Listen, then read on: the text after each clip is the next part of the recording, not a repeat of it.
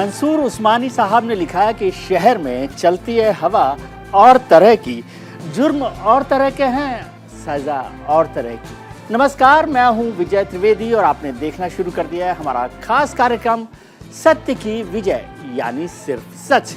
यह ना किसी का एजेंडा है और ना ही हो हल्ला। 100% रिसर्च के आधार पर हम सिर्फ सच दिखाते हैं। मनीष सिसोदिया जी को जब कोर्ट से राहत नहीं मिली तब उन्होंने इस्तीफा दिया, और चूंकि उनका इस्तीफा लेना पड़ा तो 9 महीने बाद सत्येंद्र जैन का इस्तीफा हुआ। सत्येंद्र जैन और मनीष सिसोदिया का इस्तीफा भारतीय जनता पार्टी की नैतिक जीत है। ये आरोप पूरी तरीके से बेबुनियाद है, फर्जी है और कोई सत्यता इसमें नहीं है। ये बात मैं फिर से दोहराना चाहता हूँ।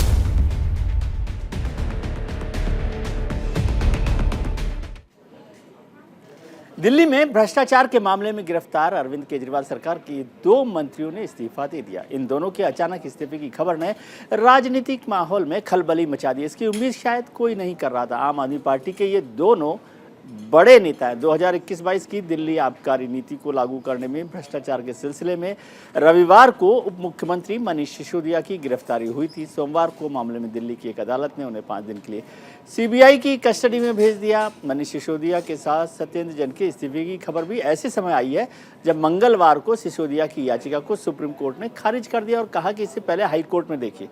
आज का अपडेट पहले बताते हैं, फिर आगे बढ़ेंगे। खबर क्या है? दिल्ली के उप मुख्यमंत्री मनीष सिसोदिया ने इस्तीफा दे दिया है, जिनको आबकारी मामले में पुलिस सीबीआई ने रिमांड पर लिया था। दिल्ली के स्वास्थ्य मंत्री सत्येंद्र जैन ने भी पद छोड़ दिया है। वो पिछले 9 महीने से जेल में थे, उन्होंने भी इस्तीफा दे दिया है। मुख्यमंत्री अरविंद केजरीवाल ने दोनों का इस्तीफा मंजूर कर लिया। इससे पहले दिल्ली के अफसरों के साथ मुख्यमंत्री अरविंद केजरीवाल ने मीटिंग की थी। सिसोदिया के पास शिक्षा, वित्त, आबकारी समेत 18 विभाग थे। इसमें वो विभाग भी शामिल थे जो सत्येंद्र जैन साहब के पास थे। मनीष सिसोदिया पर 4 मास तक कस्टडी में रखा गया है। मनीष सिसोदिया को जो सीबीआई ने कस्टडी ली है, कस्टोडियल रिमांड पर हैं। भ्रष्टाचार के आरोप में सत्येंद्र जैन पिछले 9 महीनों से जेल में बंद हैं। एक और जहां मनीष सिसोदिया को अपने पद से इस्तीफा देना पड़ा, तो वहीं दूसरी तरफ सुप्रीम कोर्ट ने भी उन्हें राहत नहीं दी। सीबीआई रिमांड के खिलाफ सुप्रीम कोर्ट पहुंचे सिसोदिया को सीजीआई की बेंच ने न सिर्फ जमानत देने से इनकार किया, बल्कि ये कहा कि आप हाई कोर्ट जाइए, सीधे हमारे यहाँ आने का क्या मतलब? दिल्ली रहने का मतलब ये नहीं है कि सुप्रीम कोर्ट पहुंच जाए। आपको बताते हैं कि सिसोदिया पर सुप्रीम कोर्ट ने, यानी सुप्रीम अदालत ने क्या कुछ कहा। एक बार देख लेते हैं सुप्रीम झटका क्या लगा है सिसोदिया को। सुप्रीम कोर्ट ने सिसोदिया की अर्जी को खारिज कर दिया है, रिजेक्ट कर दिया है, जिसमें उन्होंने चाही थी कि राहत उनको मिल जाए। CJI D.Y.. चंद्रचूड़ ने सिसोदिया को हाई कोर्ट जाने की सलाह दी है। उन्होंने कहा कि सीधे सुप्रीम कोर्ट आने की ज़रूरत इसमें नहीं है। सीधे सुप्रीम कोर्ट आना अच्छी और स्वस्थ परंपरा नहीं है, ये मुख्य न्यायाधीश सुप्रीम कोर्ट के उन्होंने कहा है। आपके पास राहत के लिए कानूनी विकल्प, तो फिर सीधे यहाँ आने का क्या कारण है? उनका कहना था कि आप हाई कोर्ट जा सकते हैं, हाई कोर्ट में मसला हल नहीं होता, तब यहाँ पर आने की जरूरत थी। आर्टिकल 32 के तहत याचिका पर विचार करने के लिए इच्छुक नहीं है, ये सीजेआई ने कहा। आखिर किस वजह से मनीष सिसोदिया का और सत्येंद्र जैन का इस्तीफा हुआ? आखिर कैसे ईमानदार सरकार के 2 कट्टर इन्वर्टेड में हैं ईमानदार मंत्रियों को अपनी कुर्सी छोड़नी पड़ी? इसकी वजह भी जान लेते हैं। क्या बना दोनों के इस्तीफे का कारण, इसको एक बार समझ लेते हैं। मनीष सिसोदिया पर मामला बना नई शराब नीति को लेकर 100 करोड़ के घोटाले का आरोप लगाया गया। सत्येंद्र जैन पर 418 करोड़ के मनी लॉन्ड्रिंग के घोटाले का आरोप चला हुआ है। वो तो जेल में चल ही रहे हैं पिछले 9 महीने से। शराब कानून में आबकारी नीति यानी में बदलाव कर ठेकेदारों को फायदा पहुंचाने का आरोप लगा है मनीष सिसोदिया पर, जबकि 30 मई 2022 को ईडी ने सत्येंद्र जैन को गिरफ्तार किया था। सीबीआई ने सिसोदिया समेत 15 लोगों को मामले में आरोपी बनाया, जिसमें नंबर 1 आरोपी खुद मनीष सिसोदिया है, जबकि सत्येंद्र जैन जब से जेल गए हैं बिना मंत्रालय के मंत्री बने हुए थे। राजनीति में 10 साल पहले आने वाली आम आदमी पार्टी ने कुछ ही समय में बहुत ख्याति बटोरी, और इसके पीछे वजह है उनका ईमानदार, कट्टर ईमानदार सरकार होने का दावा। लेकिन जितना पार्टी ईमानदारी को लेकर चर्चा में रही, उतनी घोटालों की वजह से सुर्खियों में रही। 10 साल के अंदर दिल्ली और पंजाब के आम आदमी पार्टी के 6 मंत्रियों को अलग अलग मामलों में गिरफ्तार कर जेल भेजा जा चुका है। आपको बताते हैं ये नाम कौन से हैं जिन 6 मंत्रियों को जेल जाना पड़ा। सबसे पहला नाम है मनीष सिसोदिया साहब का, जो अभी कस्टोडियल रिमांड पर हैं, जेल नहीं गए, कस्टोडियल रिमांड पर है नई शराब नीति को घोटाले को लेकर, जिनका इस्तीफा हो गया है। दूसरा सत्येंद्र जैन साहब है, जो 418 करोड़ के मनी लॉन्ड्रिंग घोटाले में पिछले 9 महीने से करीब 8 महीने से ज़्यादा हो गया है, उसमें जेल में है।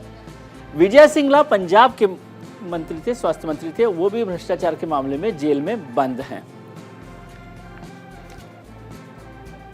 सोमनाथ भारती, ये नाम भी आपको याद होगा, दिल्ली के पूर्व स्वास्थ्य मंत्री, 3 स्वास्थ्य मंत्री रहे हैं, घरेलू हिंसा के मामले में जेल गए थे। ये घरेलू हिंसा का मामला था, उसमें वो जेल गए थे। जितेंद्र सिंह तोमर पहले मंत्री थे, जितेंद्र के पूर्व कानून मंत्री, फर्जी डिग्री रखने के आरोप में तिहाड़ की जेल गए थे। और सबसे पहला जो जेल जाने वाले नेता थे वो है मंत्री थे संदीप कुमार, जो दिल्ली के पूर्व महिला और बाल कल्याण मंत्री हैं, सीडी कांड में जेल गए थे। तो ये 6 मंत्री हैं जो आम आदमी पार्टी सरकार के रहे हैं, जो जेल गए या जेल में हैं या जाने वाले हैं।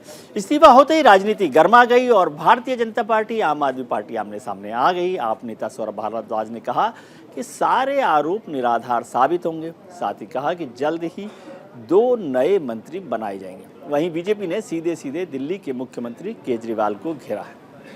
सुन लेते क्या कह रहे हैं। दिल्ली वालों को कोई परेशानी ना हो, इसलिए इन्होंने इस्तीफे दिए हैं।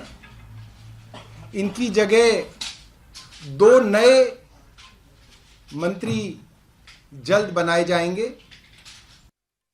आम आदमी पार्टी के मंत्री एक के बाद दूसरा भ्रष्टाचार के चलते जेल में है। दिल्ली में सत्येंद्र जैन पिछले 9 महीनों से जेल में है, जिसको अरविंद केजरीवाल जी ईमानदारी का सर्टिफिकेट देते थे, पद्मश्री देने की बात करते थे। अब इनके दूसरे शराब मंत्री जेल में हैं, सीबीआई की गिरफ्त में हैं और इनको पद्मश्री देने की बात करते थे। यानी कि अरविंद केजरीवाल जी के मापदंड देखिए, कभी शराब घोटाला, कभी स्वास्थ्य घोटाला, कभी जमीन घोटाला। 11 लोग तो इनके जेल में ही हैं या अन्य आरोपों में हैं। भ्रष्टाचारियों की एक टीम अलग से बन गई। दिल्ली के मुख्यमंत्री अरविंद केजरीवाल जी दिल्ली के लोगों की सेवा कर रहे हैं। उनका काम किसी प्रकार से रुकना नहीं चाहिए, बाधित नहीं होना चाहिए।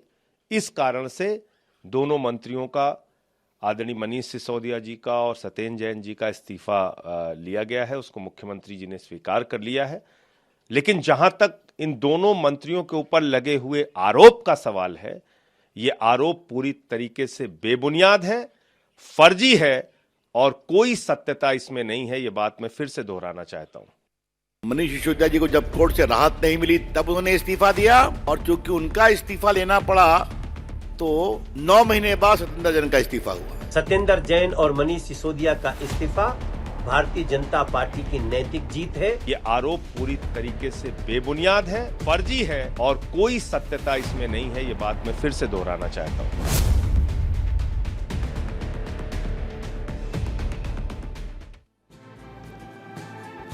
मनीष सिसोदिया ने डिप्टी सीएम पद से बड़े ही शायराना अंदाज में इस्तीफा दिया। उन्होंने लिखा, सरफरोशी की तमन्ना अब हमारे दिल में है, देखना है जोर कितना बाजुए का दिल में है। उप मुख्यमंत्री सिसोदिया ने अपनी चिट्ठी के जरिए अपने खिलाफ लगे सभी आरोपों को गलत बताया और कहा कि उनकी लड़ाई अब और मजबूत होगी।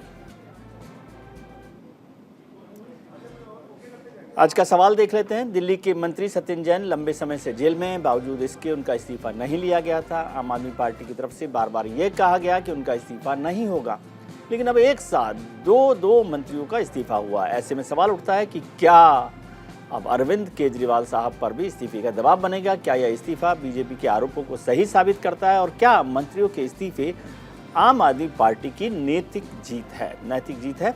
आज इसी मुद्दे पर चर्चा करेंगे। हमारे साथ जुड़ रहे हैं भारतीय जनता पार्टी के प्रवक्ता, वरिष्ठ नेता विनीत गोयनका साहब, राजनीतिक विश्लेषक डॉक्टर पीयूष जोशी साहब और सुप्रीम कोर्ट के वकील अश्वनी उपाध्याय साहब भी हमारे साथ जुड़ेंगे। आप सबका बहुत बहुत स्वागत है।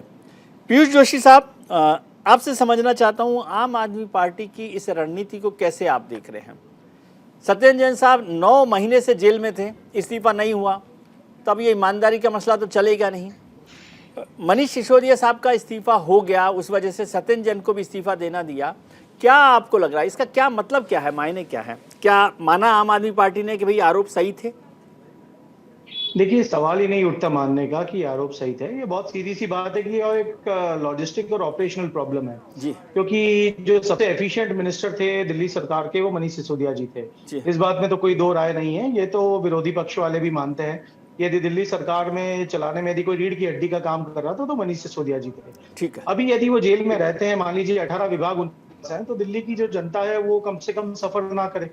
और वो ये चीज को मद्देनजर रखते हुए और त्यागपत्र लिया गया, क्योंकि अब मिनिस्टर्स आपको कुछ ना कुछ दूसरे नए लाना पड़ेंगे। रही बात दूसरी चीजों की कि भाई सत्येंद्र जैन जी 9 महीने से जेल में, तो हम डिस्कस कर चुके हैं पहले भी कि भाई जो पीएमएलए एक्ट है, पीएमएलए एक्ट का अमेंडमेंट है, वो ओनस आपके ऊपर डालता है कि भाई आपको प्रूव करना है कि आप निर्दोष हैं। जी।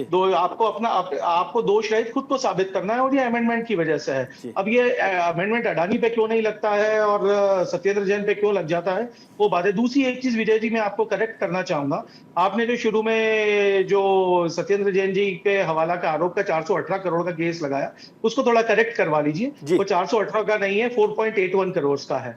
ठीक ओके, है, तो मात्र ठीक है, 4.81 करोड़ का एक्ट वो है हवाला के मनी लॉन्ड्रिंग का। 2015 से उस पे चल रहा था, और जब तक ये पीएमएलए एक्ट का अमेंडमेंट नहीं आया तब तक उनको जेल में डाल ही नहीं पाए थे। ठीक है। और 9 महीने से जेल में इसलिए हैं क्योंकि वो अमेंडमेंट आ गया। अब नहीं, लेकिन इस्तीफा दिल्ली क्यों की हुआ? जनता सत्येंद्र जैन साहब का इस्तीफा क्यों हुआ, मैं ये समझना चाह रहा हूँ। उनके विभाग नहीं, तो आपने देखिए, पहले सौंप ही दिए थे, तो वो तो बिना विभाग के ही सिसोदिया जी मंत्री को बैठे सौंपे थे थे, ना साहब। तो फिर अब क्या सिसोदिया जी को जरूरत सौंपे पड़ थे। गई थी? नहीं, तो वो तो सिसोदिया जी को सिसोदिया साहब का सौंपे थे। इस्तीफा हो गया, तो उसके साथ विभाग का भी इस्तीफा हो गया। इसमें सत्येंद्र जैन साहब की क्या जरूरत पड़ गई?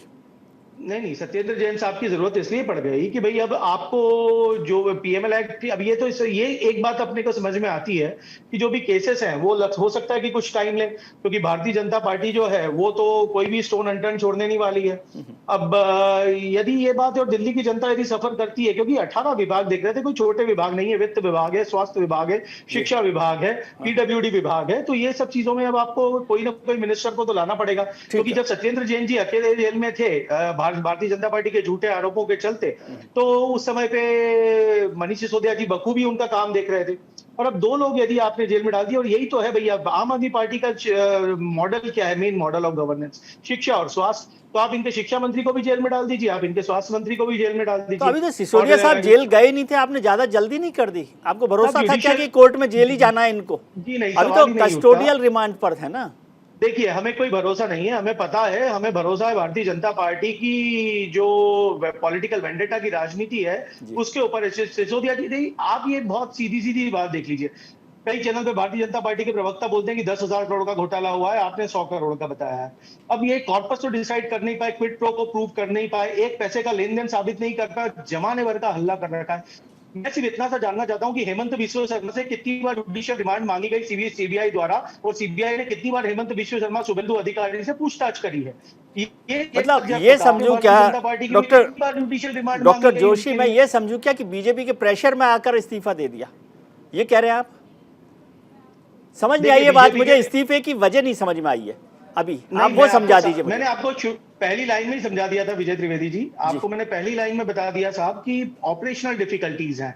अब यदि ऑपरेशनल डिफिकल्टी सरकार चलाना है, और यदि 18 विभाग ये मंत्री के पास में है, जिसमें जो पूर्व मंत्री को जिनको इन्होंने ईडी के मामले में फंसा कर दुष्प्रचार करके और रख रखा है जेल के अंदर, उनके भी विभाग वो देख रहे थे, तो अब आपको मिनिस्ट्री तो आपको बढ़ाना पड़ेगी ना साहब।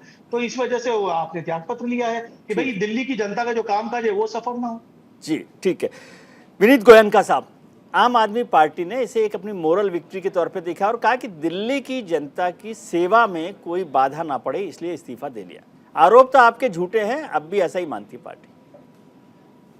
विजय जी, आपको राम राम, मेरे को पैनलिस्ट को राम राम और सभी दर्शकों को भी राम राम जी। ये बहुत पुरानी कहावत है कि चोरी और सीना चोरी, जी, यानी खुद तो पहले भ्रष्टाचार करेंगे, भ्रष्टाचार करने के अंदर झूठ कहेंगे, और झूठ कहने के बाद में जब पकड़े जाएंगे तो कहेंगे कि हमारे खिलाफ अत्याचार हो रहा है। और दोगलापन देखिए, यही मनीष सिसोदिया थे जिनको राम मंदिर से इशू था, वो कह रहे थे वहां हॉस्पिटल बनना चाहिए, मंदिर नहीं बनना चाहिए, आज वो कृष्ण की दुहाई देने लग गए। और ये 29% इनके कैबिनेट को आज रिजाइन करना पड़ा। 7 में से 2 मंत्री ने 29% उनके जो कैबिनेट को रिजाइन कर रहे हैं। मुझे लगता है अरविंद केजरीवाल जी ने नैतिक जिम्मेदारी लेकर रिजाइन करना चाहिए, फिर से इलेक्शन करवाना चाहिए दिल्ली के अंदर। तीसरी बात है, ये महिलाओं की पार्टी है, गत 8 साल में एक भी महिला इनके यहाँ पे मंत्री नहीं रहे, और शराब की सबसे ज्यादा पीड़िता ये महिला होती है। तो शराब बेचकर किसी माँ के बेटे को शराबी बनाना, किसी पत्नी के पति को शराबी बनाना और किसी बेटी के पिता को शराबी बनाने का ठेका उन्होंने लिया था। ऐसे जुल्मी, ऐसे अत्याचारी और सर ऐसे अभी तो भ्रष्टाचारी- आरोप सिद्ध थोड़ी हुआ, अभी तो आप ही की तरफ से चला रहे हो, आप ही प्रेस नोट बांट रहे हो, आप ही की सरकार है, यही तो कह रहे हैं डॉक्टर जोशी। ये वही लोग हैं जो लोग 2013 में तत्कालीन मुख्यमंत्री शीला दीक्षित के पोस्टर लगा के घूम रहे थे कि अगर आरोप भी लग गया है तो रिजाइन कर देना चाहिए, और बेशर्मी देखिए 8 महीने जेल में रहने के बावजूद रिजाइन नहीं करते, और आज किस मुंह से टेलीविजन पर आकर कहते कि हम जो है वो दिल्ली की जनता को परेशानी नहीं हो इसलिए रिजाइन कर रहे हैं। 8 महीने तक ये सपना नहीं आया था इनको। ये वो लोग खास लोग हैं जो लोग अपने घर में बैठकर करप्शन करते हैं, और अगर जोशी जी को चाहिए तो मैं आपको डिटेल देता हूं कि कहां पे कितना पैसा गया है। ठीक है। तो ये वो लोग हैं जो करप्शन करते हैं, पैसा लेते हैं, और कोई शिक्षा मंत्री को जेल में नहीं डाला है, ये भ्रष्टाचारी एक्साइज मिनिस्टर को जेल में डाला गया है। करेक्ट करें। और अगर शिक्षा मंत्री की बात करें तो एक और डिबेट करेंगे, उसमें भी मैं उनके साथ में बात करूंगा। ठीक है। और तीसरी बात, एक और बात आपके परमिशन से बोलूंगा। गुजरात इलेक्शन में केजरीवाल छाती पीट पीट कर कह रहे थे कि आईबी की रिपोर्ट है कि आम आदमी पार्टी जीतेगा, तब आईबी की रिपोर्ट पर इनको विश्वास था।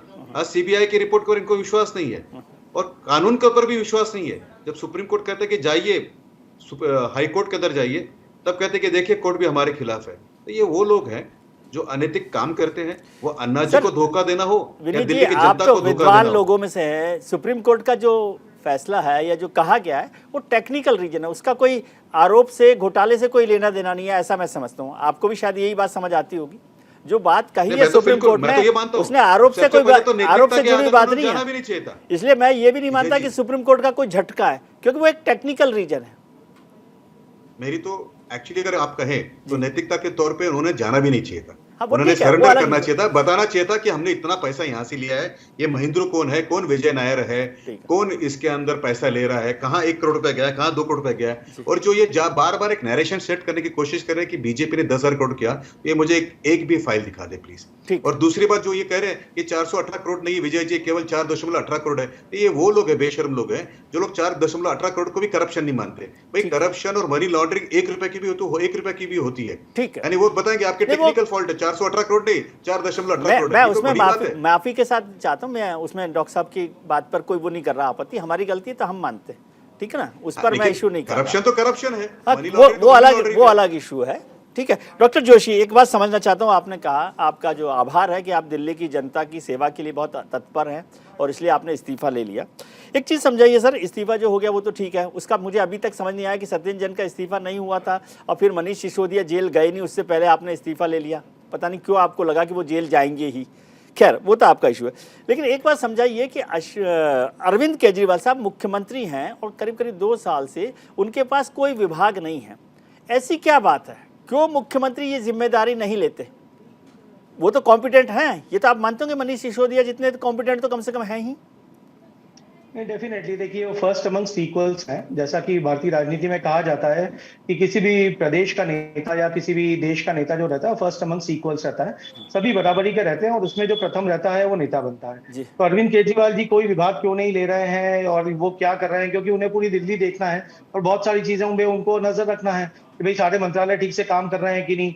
एलजी भी लगातार टोका टाकी करते रहते हैं, बीच बीच में इंटरफेयर करते रहते हैं, तो वहां भी लड़ाई लड़ना है। प्लस वो पार्टी के राष्ट्रीय संयोजक भी हैं, तो उनके पास महत्वपूर्ण जिम्मेदारियां हैं। बात ये महत्वपूर्ण, तो मतलब दिल्ली की जनता का टैक्स जो है आप आम आदमी पार्टी के संयोजक के तौर पर खर्च करना चाहते हैं?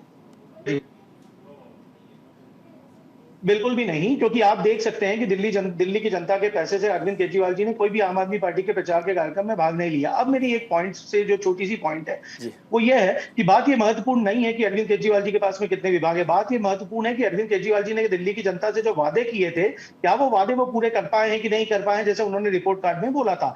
वो काफी हद तक वो वादे पूरे कर पाए हैं और क्या उनके मंत्रालय में उनके मातहत जितने भी मंत्रालय हैं वो ठीक से काम कर रहे हैं कि नहीं। तो that is important. But team का जो कैप्टन है, मैं ये समझना चाहता हूं कि क्यों नहीं ले रखी जिम्मेदारी, ये समझना चाहता हूं। सारे मेरे को कोई देश का कोई ऐसा मुख्यमंत्री या प्रधानमंत्री भी नहीं समझ में आते जो बिना विभाग के चलते हों। इसकी कोई बड़ी वजह समझा दीजिए, मैं समझना चाहता हूं आपसे, कोई क्वेश्चन नहीं कर रहा। मैं सिर्फ इतना सा जानना चाहता हूं कि भारत के प्रधानमंत्री के पास में क्या कोई मंत्रालय है? जी देखिए, यदि कोई मशीन है, मान लीजिए एक फैक्ट्री के अंदर 8-10 मशीनें हैं, वो सब मशीनें ठीक से काम कर रही हैं कि नहीं कर रही हैं, उसको देखने के लिए एक सुपरवाइजर होता है ना साहब। सुपरवाइजर का जरूरी थोड़ी है कि सुपरवाइजर मशीनों पे काम करे ही करे। जी ठीक है ना। तो यदि सुपरवाइजर तो सुपरवाइज करेगा ना कि भाई सारी मशीनें ठीक से काम कर रही हैं कि नहीं कर रही हैं। तो सेम वे तो इसका मतलब ये माने कि सुपरवाइजर की जिम्मेदारी होती है मशीनें ठीक से काम करें। जी हाँ, डेफिनेटली। तो इसका मतलब ये भी हो सकता है सर, इसका मतलब ये भी हो सकता है कि फिर जो घोटाला हुआ उसके लिए मुख्यमंत्री भी जिम्मेदार हो। वैसे भी कैबिनेट का आपने कहा कि फर्स्ट अमंग इक्वल्स हैं, इक्वल्स ना भी हो तो भी मुख्यमंत्री के तौर पर उनकी जिम्मेदारी होती है कैबिनेट का जो फैसला हुआ है यदि एक्साइज पॉलिसी को ले तो। देखिए, मुख्यमंत्री का तो डेफिनेटली जिम्मेदारी होगी एक्साइज पॉलिसी को लेके या किसी भी और अन्य पॉलिसी को लेके यदि फैसला हुआ है तो इसमें तो कोई शक और शुबा है ही नहीं। पर हमारा तो ये मानना है ना कि भाई घोटाला हुआ ही कहाँ है। यदि कोई घोटाला हुआ हो तो आप बात करिए, जिम्मेदारी तय कीजिए। पर यदि घोटाला है ही नहीं, बातें आरोपों में ही हो रही हैं लगातार, और यदि इतना clear cut case Satyendra Jain ji के खिलाफ है तो प्रूव कर देना भाई ईडी जाके। सीधे सीधी बात है, 0.5% का कन्विक्शन रेट है उस सेंट्रल एजेंसी का, और विपक्षी नेताओं के खिलाफ लगातार काम कर रहे हैं। तो सीधी सी बात है कि कहीं से कहीं तक आपको सिर्फ विपक्षी दल के नेताओं को फंसाने की साजिश लगातार। डॉक्टर जोशी, ये बात तो मैंने विनीत जी से पूछ ही ली आपके सामने कि भाई ये तो आरोप वो लगा रहे हैं। एक मिनट विनीत जी, आता हूँ आपके पास। एक चीज समझना और चाहता हूँ डॉक्टर जोशी से, जी आप ही को मौका देंगे कि आरोप लगाए हैं उन्होंने, ये सिद्ध नहीं हुए, ये तो हम पहले ही कह रहे हैं, लेकिन ये आरोप सिद्ध नहीं हुए, तय नहीं हुए, आप मानते नहीं, उसके बाद भी जो मनीष सिसोदिया जी है उनका इस्तीफा आपने ले लिया। किसी ने कहा नहीं था, आपने ले लिया। सुन लीजिए बात, यदि बिना आरोपों के तय किए आपने, मान लीजिए मैं आपकी बात मानूं जो आपने नहीं कही है कि नैतिकता के आधार पर ले लिया, ठीक है इस्तीफा आपने, यदि नैतिकता के आधार पर आपने इस्तीफा ले लिया और फिर आपने कहा कि मुख्यमंत्री तो इसके लिए जिम्मेदार होते हैं, तो नैतिक तौर पर तो फिर मुख्यमंत्री जी भी जिम्मेदार हो गए, फिर उनका भी इस्तीफा हो जाना चाहिए। मुझे समझ नहीं आई ये बात सर, अभी तक बात समझ नहीं आई है मुझे कि क्यों इस्तीफा क्यों हुआ। मैं बहुत दुखी हूं इससे कि मेरे को समझ नहीं आ रही बात।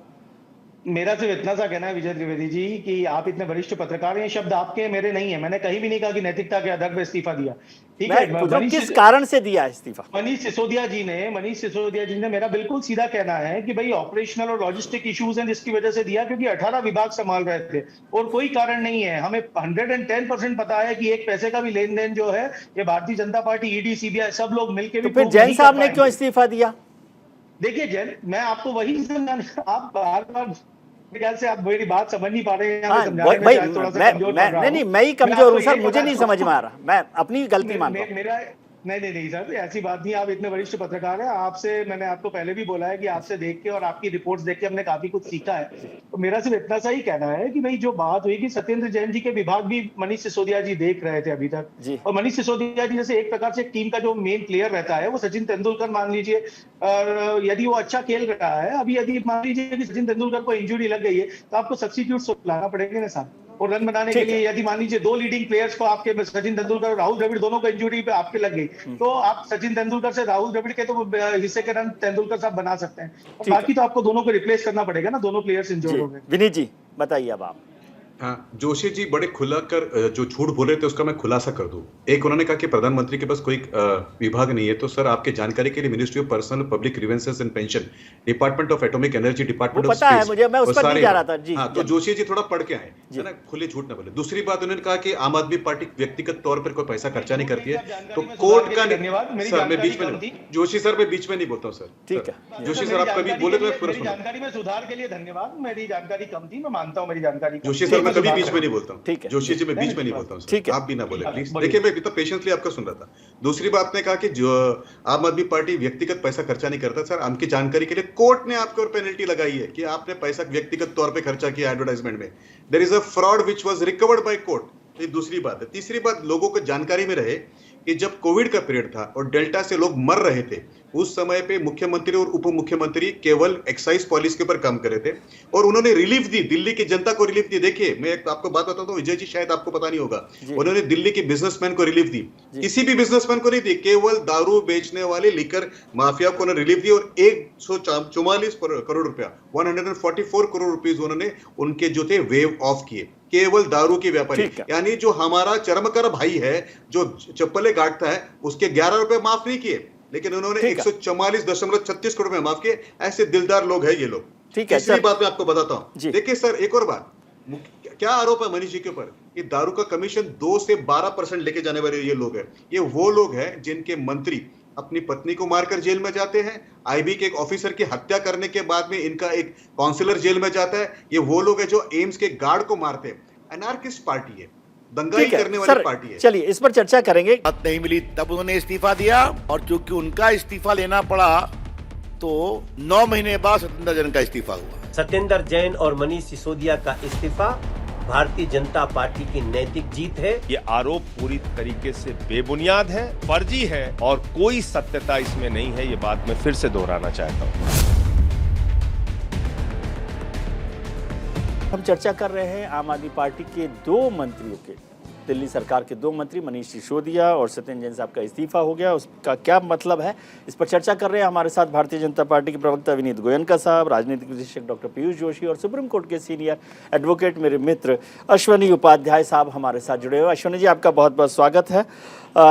सर, ये बहुत सारा हो गया, पॉलिटिकल गेम पर तो हमने चर्चा कर ली, इसका कुछ कानूनी मसला भी समझाइए। कोई आरोप लगा दे, विनोद जी के पास तो कोई काम नहीं है, वो कोई पर आरोप लगा देते हैं, फिर आप इस्तीफा दिलवा देते हैं, क्या है ये मसला?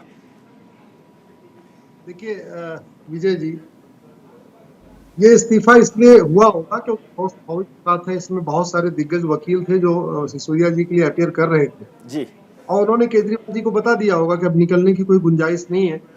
अब आप अच्छा यही है कि 6-7 महीने रहे अंदर, उसके बाद इस्तीफा लो, उससे अच्छा आज ही ले लो, एक नैतिक कम से कम एक मॉरल विक्टी इस्टेब्लिश करने की कोशिश करिए। सिसोदिया जी के खिलाफ बहुत गंभीर मामले हो चुके हैं, मैं आपको बता रहा हूँ, बहुत जिम्मेदारी के साथ बता रहा हूँ जी। जो उनका इलेक्ट्रॉनिक एविडेंस आया है, फोन आया है, फोन कॉल डिटेल करने का आया है, लैपटॉप आया, टैब आया, वो तो छोड़िए जी, लेकिन जिस तरीके से prevention of corruption act, prevention of money laundering act, benami property act, black money act और जो हवाला वाला पूरा जो उसमें नेक्सस, उसमें पूरा मतलब एक तरीके से एविडेंस आया है, वो बहुत गंभीर है जी। तो मेरे को नहीं लगता कि अगले 6 महीने के पहले उनको कोई रिलीफ मिलने वाली है किसी भी कोर्ट से, चाहे वो ट्रायल कोर्ट जाए, डिस्ट्रिक्ट कोर्ट जाए, हाई कोर्ट जाए, मुझे नहीं लगता कोई उनको रिलीफ मिलने वाली है जी। शायद उसी का परिणाम है कि मोरल विक्ट्री लेने की कोशिश की गई है जी। लेकिन एक बात मैं कहते नहीं कि आपको पूरे भगोने में एक चावल का दाना ही बता देता है कि स्थिति क्या चल रही है जी। मैंने 2019 में पीआईएल फाइल किया था विजय जी की प्रॉपर्टी को आधार से लिंक कर दीजिए दिल्ली में। प्रॉपर्टी से आधार को लिंक करने से बेनिफिट ये होगा कि किसके पास कितनी प्रॉपर्टी है, किसने सब साफ हो जाएगी, ड्राइवर के नाम पे खरीदा, सारा मामला सामने आ जाएगा। 4 साल से दिल्ली की सरकार हाई कोर्ट में मेरी पीआईएल का विरोध कर रही है, तो उससे पता चलता है कि क्या पूरा दिल्ली में खेल चल रहा है, कितनी। अदरवाइज अगर आम आदमी पार्टी के नेताओं के पास बेनामी प्रॉपर्टी नहीं होती, सांसदों के विधायकों के पास बेनामी प्रॉपर्टी नहीं होती, तो केजरीवाल सरकार इतना ज्यादा हमारी पीआईएल का विरोध क्यों करती? 4 साल से मैं दिल्ली में लड़ रहा हूँ। मैं सोच रहा था कम से कम भारत में एक ईमानदार सरकार, अपने आप को क्लेम करने वाली दिल्ली में सरकार है, अगर ये प्रॉपर्टी को आधार से लिंक कर देगी तो पूरे देश में उसको लागू कराने के लिए मेरे पास एक मॉडल आ जाएगा जी। लेकिन 4 साल से मैं केजरीवाल जी से लड़ रहा हूं क्या प्रॉपर्टी को आधार से लिंक करो, इसलिए कह रहा हूं खेल बड़ा है। और जहां तक प्रैक्टिकली जो बातें पता चलती है कि बवाना में इतना बड़ा फार्म हाउस खरीद लिया, नरेला में इतना एकड़ जमीन खरीद लिया, तो पता नहीं कहाँ क्या खरीद लिया, सूरजकुंड में क्या फार्म हाउस खरीद लिया, वो सारा जांच में बाद में आएगा। लेकिन कहानी जो नेक्स्ट अभी तक है, मेरे को लगता है बहुत सीरियस मैटर है जी। डॉक्टर जोशी, आप इसमें कुछ जोड़ना चाहते हैं, कुछ बोलना चाहते हैं?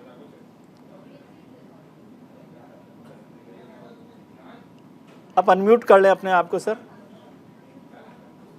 मेरा ये कहना है कि अब इनका कौन सा केस है, किस मामले का केस है, उस बारे में तो मुझे कोई जानकारी नहीं है। ठीक है। पर ये बात बिल्कुल साफ है कि जो बात रेजिग्नेशन से चालू हुई है और पॉलिटिकल वेंडेटा पे जाके खत्म हुई है, मेरा सीधा से यही कहना है कि मैं सिर्फ एक कुछ प्रश्न, सिंपल से प्रश्न है वो मैं पूछना चाहूंगा विनीत जी से पूरे सम्मान के साथ में जी, कि भाई हेमंत बिश्व शर्मा से कितनी बार सीबीआई ने पूछताछ करी 2015 से लेकर 2023 तक? शुभेंदु अधिकारी से जब से भारतीय जनता पार्टी में शामिल हुए हैं कितनी बार पूछताछ करी है?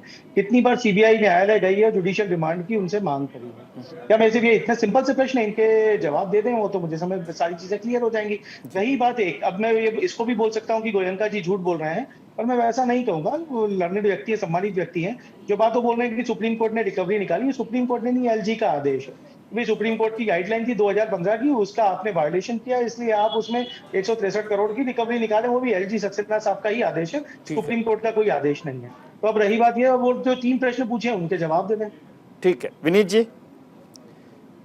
विजय जी, एक पुरानी कहावत आप ही से सीखी है मैंने बचपन में कि इधर उधर से बात न कर, बता कारवा क्यों लूटा जी। तो आज का जो मुद्दा है, मनीष सिसोदिया जी ने जो दारू का घोटाला किया है जी, और जो लोगों को धोखा दिया है, ये जो अमित अरोरा है, दिनेश अरोरा है, ये जो विजय नायर है, जो इनके गहलोत जी के घर पे रहता है और वहां पे मुख्यमंत्री, उप मुख्यमंत्री और किन किन लोगों के लिए कितना पैसा ले, ये लोगों को बताए। और एक और बात बताए लोगों को कि जो वकीलों को उन्होंने हायर किया था, क्या उनको उन्होंने 25 करोड़ से ज्यादा पैसा दिया है क्या? प्रशांत भूषण इनके फाउंडर मेंबर हैं, लेकिन उनको नहीं लेते। ये कांग्रेस के नामी गिरामी किसी वकील को लेते हैं, 25 करोड़ रुपए देते हैं और वो भी देते हैं एक्सकेयर के पैसे से। अरे विनीत जी, अब अश्वनी जी के साथ रहकर आप प्रोफेशनल फीस पर चर्चा कर रहे हैं, ठीक नहीं है सर। महिलाओं की बड़ी प्रताड़ना होती है। दारू पीने के बाद में पति पत्नी से लड़ाई करता है, बेटा माँ से करता है और बेटी जो है अपने पिता से तरस होता है। मैं आपको हाथ जोड़ के विनती करता हूँ, जोशी साहब मेरे आइडियोलॉजिकल विरोधी होंगे, लेकिन एक बात को मानेंगे कि न्यायालय तो उनको सजा देगी नहीं देगी, कितनी देगी क्या देगी वो बात की बात है, लेकिन मॉरली जिसको कहते हैं, क्या इन लोगों को इतनी हिम्मत होती कि अपने घर पे जाके अपनी पत्नी, माताजी और बेटी का मुंह देख पाए? मतलब जो आदमी शराब बेचने के लिए इतना आतुर होता है कि कोविड पीरियड में लोग मर रहे थे, उस समय पे वो इक्विटेबल डिस्ट्रीब्यूशन ऑफ लिकर कर रहे थे।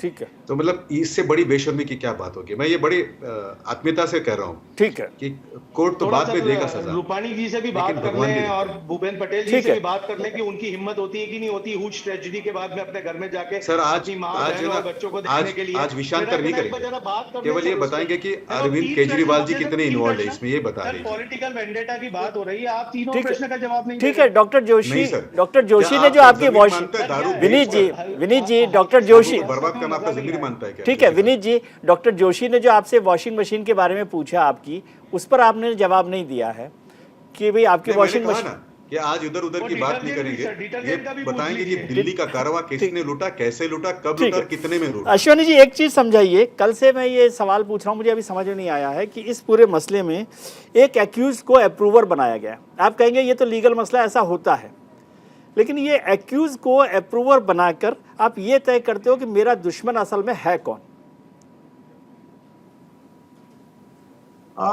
कई बार ऐसे केसेस में विजय जी, जहां पे आपके पास एविडेंस नहीं होता, तो किसी एक एक्यूज्ड को उसमें से लिया जाता है और वो आज से नहीं हो रहा है, बहुत पहले से हो रहा है। राम रावण युद्ध से शुरू हुआ है, कृष्ण महाभारत में भी देखा गया है। ये तो कई बार ऐसा होता है कि किसी एक व्यक्ति को जो विपक्ष पार्टी का होता है या उसको नहीं, लेकिन ये तो तय करता है ना कि एनिमी नंबर 1 कौन है, ये तय हो जाता है इससे। नहीं, उससे एक्चुअली लीगली भी वो, मतलब लीगली भी उसको ठीक माना गया, क्योंकि जहां पर अगर इन्वेस्टिगेशन एजेंसी को पूरा बड़ा एक नेटवर्क तोड़ना है, पूरा एक नेक्सस निकालना है जी, तो सब कुछ किसी एक को तो लेना पड़ता है जी। लेकिन मैं उसके आगे का एक समाधान बता रहा हूँ विजय जी। जैसा कि केजरीवाल जी कह रहे हैं कि सिसोदिया ईमानदार है, सिसोदिया जी कह रहे हैं मैं भी ईमानदार हूँ।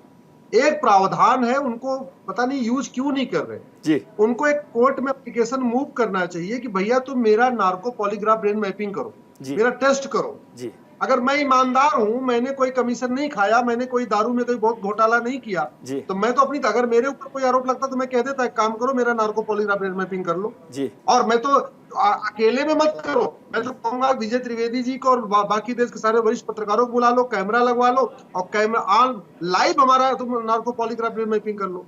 आखिर एक नैतिकता की बात होती, या तो आप नैतिकता की बात मत करो, अगर आप नैतिकता की बात करो तो उसका सबसे बढ़िया तरीका है, क्योंकि ट्रायल तो बहुत बाद में चलेगा, आप उसका एक टेस्ट करवा लो। दूसरा मैं एक जरूर कहना चाहूंगा, मेरी पीआईएल पे विजय जी पूरे देश भर में एमएलए एमपी कोर्ट बनी हुई है। ये जो राउज एवेन्यू कोर्ट बनी है, ये पहले नहीं थी, पहले आपको याद होगा पटियाला हाउस ही होता था जी। तो मेरी पीआईएल के बाद राउज एवेन्यू कोर्ट भी बनी हुई, मेरे सुप्रीम कोर्ट के ऑर्डर के बाद, और उसमें सुप्रीम कोर्ट ने यह भी कहा है पूरे देश भर की कोर्ट को कि एमएलए एमपी को आप विशेष कंसिडरेशन करते हुए 1 साल के अंदर इनका मैटर डिसाइड कर दो। कायदे से इनको इधर उधर भागने की बजाय एक एप्लीकेशन मूव करनी चाहिए, मेरा एक तो narco polygraph brain mapping test कर लो, दूसरा रिक्वेस्ट करना चाहिए कि आप 3 महीने के अंदर चार्जशीट फाइल कर दो, और तीसरा सुप्रीम कोर्ट से और जाके राउज एवेन्यू कोर्ट में कहना चाहिए कि भाई कोर्ट का, सुप्रीम कोर्ट का आदेश है, उसके अकॉर्डिंग आप 1 साल के अंदर मेरा ट्रायल पूरा कर दो।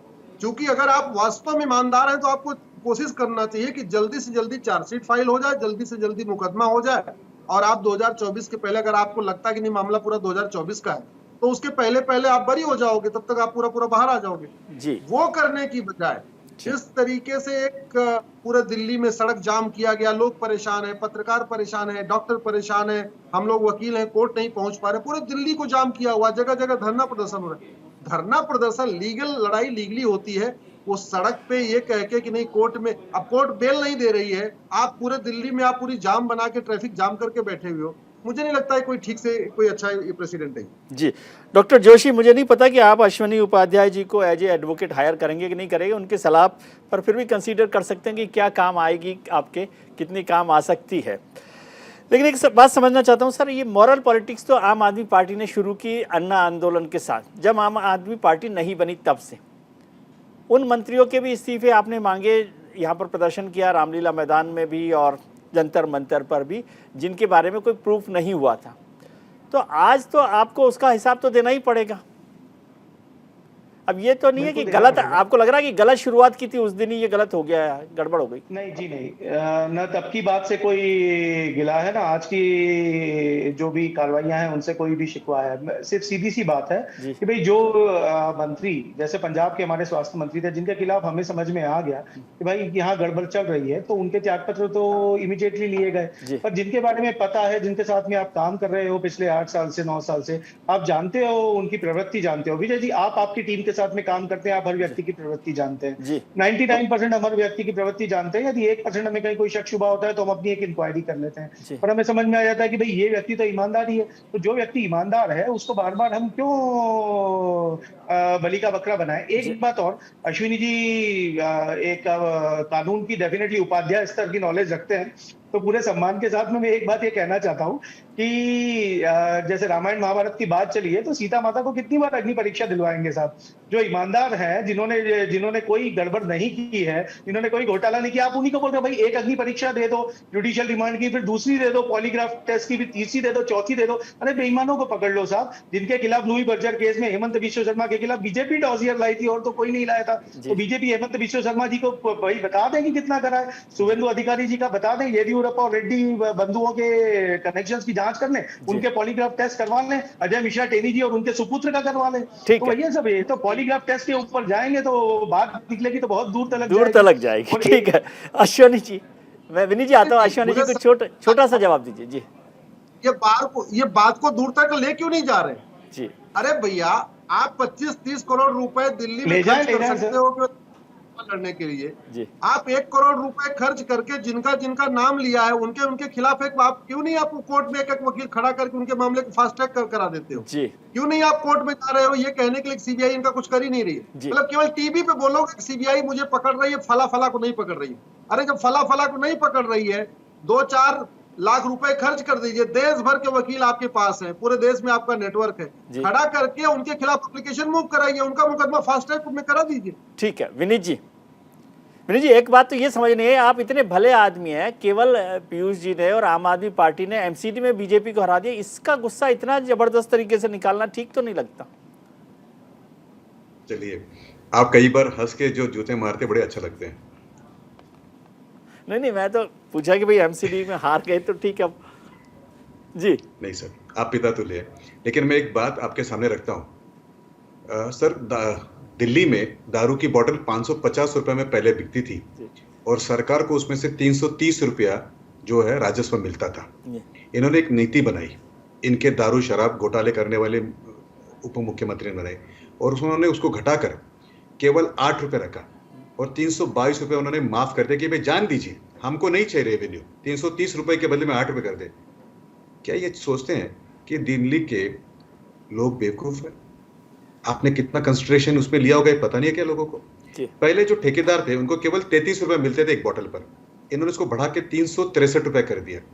मतलब कितना लूट, 33 रुपए का 34 करते 35 करते समझ में आता है, 363 रुपए कर दिया। सर मैं आपको दूसरी बात बताता हूँ, पूर्व में 25.50 करोड़ रुपया राजस्व होता था पर डे, एक दिन का, इन्होंने उसको घटाकर 17.50 करोड़ रुपए कर दिया, यानी दिन का 8 रुपए का घाटा। 7 महीना ये जो रही स्कीम उसके अंदर उन्होंने 1800 करोड़ रुपया माफ कर दिया। तीसरी मैं आपको बात बताता हूँ, टेंडर में एक अर्नेस्ट मनी डिपॉजिट होता है, अगर टेंडर करने वाला व्यक्ति ने अगर उसको फ्लॉट किया तो पैसा फॉरफिट हो जाता है। इन्होंने जैसे उनके घर का काम था, उन्होंने कहा कि जान दीजिए आपने फ्लॉट करते कोई बात नहीं लेकिन पैसे ले जाइए, ये उसका जवाब। दूसरा सर, अगर कोई शराब जो झूठी है, गलत है, उसमें अगर कॉन्ट्राफिट है तो उसका टेस्ट किसने करना चाहिए? तो सरकारी लैब ने करना चाहिए। इन्होंने कहा नहीं, जो बेच रहा वही करेगा, यानी जो चोरी करेगा वही सीना चोरी करेगा जैसे हम करते हैं। तो ये वो लोग हैं जो शराब बेचकर अपने इलेक्शन के पैसे देते हैं और उसके बाद में, क्योंकि बड़े बुद्धिमान लोग होते हैं, डिफ्लेक्ट करने की पूरी कोशिश करते हैं, लेकिन आज आपके आशीर्वाद से और इन लोगों के साथ में थोड़ा सा हमने जो टीवी पे सीखा है, इनको डिफ्लेक्ट करने नहीं देंगे। जी, शराबी, ठीक है।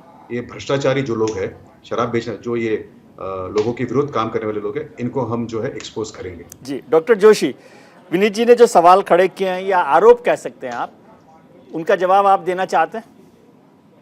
जी बिल्कुल, विनीत जी के साथ में कई अलग अलग टेलीविजन चैनल्स पे इसी बारे में बात कर चुके हैं। नंबर ऑफ बैंड्स की बात कर चुके हैं कि कैसे 800 साढ़े 800 के आसपास नंबर ऑफ बैंड्स होना चाहिए थे। जो एलजी ने जब इंटरवीन किया, इलीगल तरीके से इंटरवीन किया, क्योंकि लैंड, लॉ एंड ऑर्डर और पुलिसिंग के अलावा उनके पास में अधिकार नहीं है। फिर आप जीएनसीटीडी एक्ट को अमेंड करते हैं। सब दोनों वकील हैं मुझसे ज्यादा, मैं तो पेशे से चिकित्सक हूँ, ये दोनों तो वकील हैं, मुझसे ज्यादा जानते हैं। आप इनका इलाज कर दीजिए ना। नहीं सर, इलाज की कोई बात नहीं है। सब लोगों को अपनी अपनी राय रखने का अधिकार है, सब लोगों को अपने अपने मत रखने का अधिकार है, अपनी अपनी राजनीतिक दृष्टिकोण का अधिकार है। मेरा सिर्फ इतना सा कहना है कि भाई जब नंबर ऑफ बैंड्स, एलजी ने जब एक ऑब्जेक्शन लिया तो वो आधे से भी कम रह गए और फिक्स रेवेन्यू पॉलिसी पे ये सारे वेंडर्स को अलॉटमेंट प्लान किया गया था।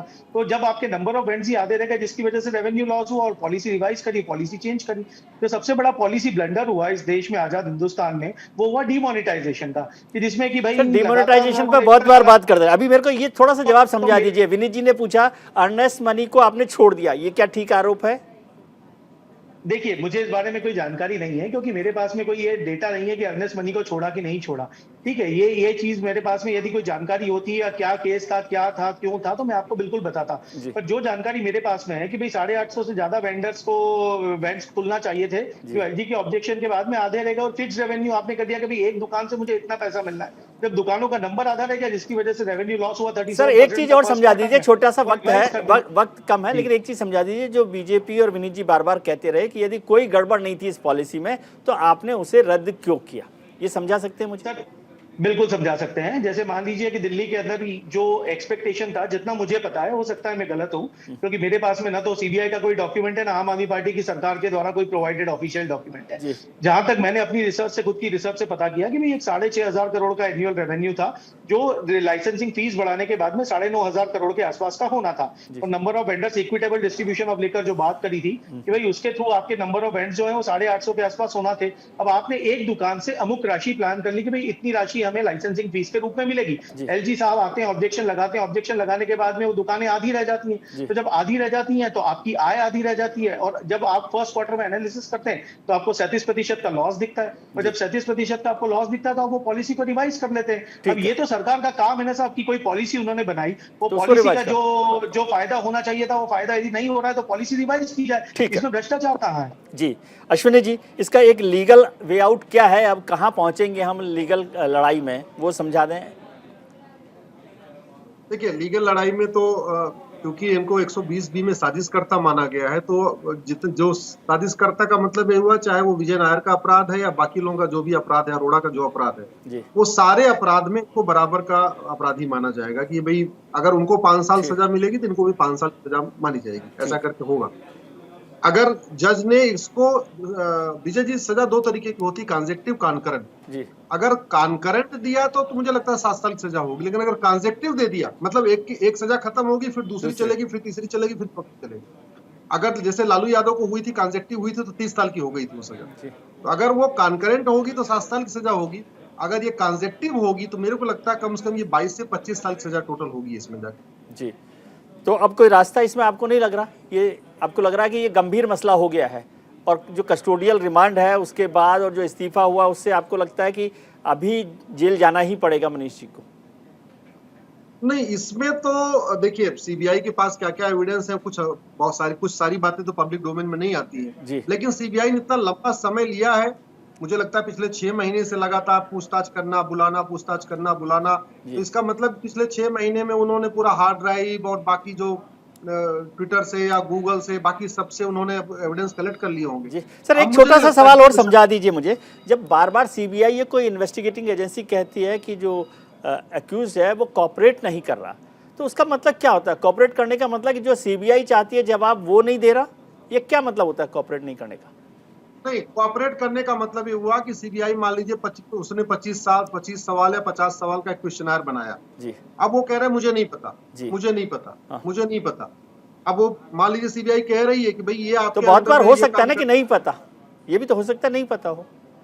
हाँ, हो भी सकता है कि नहीं पता हो, ये भी हो सकता है कि नहीं पता हो, लेकिन ये भी हो सकता है कि पता है, आदमी बताने की कोशिश नहीं कर रहा है। अगर उसके नीचे का सेक्रेटरी कुछ बता रहा है और मंत्री कह रहा मुझे नहीं पता, जनरली ऐसा होता नहीं कि मंत्री को सेक्रेटरी को पता और मंत्री को न पता, ऐसा होता नहीं। ठीक है डॉक्टर जोशी, फाइनल कमेंट छोटा सा आपका चाहिए, प्रोग्राम का वक्त मेरा पूरा हो रहा है। त्रिवेदी जी, बस बिल्कुल फाइनल कमेंट बिल्कुल सीधा सा है, क्योंकि रामायण महाभारत पे बात आई थी तो एक बात है, एक गाना है पुराना वो याद आता है कि रामचंद्र कह गए सिया से ऐसा कलयुग आएगा, हंस चुभेगा दाना दुम का कौवा मोती खाएगा। तो जिन लोगों ने शिक्षा के लिए पूरा का पूरा आमूलचूल परिवर्तन करके पूरे विश्व स्तर पे शिक्षा मॉडल का नाम रोशन किया, जो प्राइमरी पॉलिसी बनाई, मोहल्ला क्लिनिक और विद्यालयों को परिवर्तित करके पूरी तरीके से, जिनकी वजह से कई सारे गरीब बच्चे IIT और नीट क्वालिफाई करके, JEE और नीट क्वालिफाई करके मेडिकल कॉलेजेस और IITs में गए, अब उनको जेल की हवा चखना पड़ रही है। और एक लॉर्ड इरविन का एक गांधी पिक्चर का एक डायलॉग है कि गांधी को छोड़ के बाकी सबको गिरफ्तार कर लो, नेहरू, पटेल, मौलाना आजाद, सबको गिरफ्तार कर लो। जब नमक आंदोलन, नमक दांडी मार्च के बाद गांधी जी ने नमक कानून तोड़ा था, तो वैसा ही कुछ यहाँ पे देखने को मिल रहा है। फर्क ये था कि तब गोरे अंग्रेजों का जमाना था, अब काले अंग्रेजों का जमाना। चलिए, काले अंग्रेजों, गोरे अंग्रेजों, राजनीति में रामायण महाभारत सबकी चर्चा करने के लिए आप सबका बहुत बहुत शुक्रिया। विनीत जी, डॉक्टर जोशी, अश्विनी जी, आपका बहुत शुक्रिया कि आपने वक्त निकाला। आज हमने शो की शुरुआत में आपसे एक सवाल पूछा था कि क्या मंत्रियों के इस्तीफे आपकी मोरल विक्ट्री है, नैतिक जीत है। इस पर 55% लोगों ने हाँ के पक्ष में अपना वोट किया है, वहीं 45% लोग इसके पक्ष में नहीं हैं। आज के कार्यक्रम में इतना ही। उम्मीद करता हूं कि आपके लिए आने वाला कल आज से बेहतर हो। आप अपना ख्याल रखिए और उनका ख्याल रखिए जो आपका ख्याल रखते हैं। नमस्कार।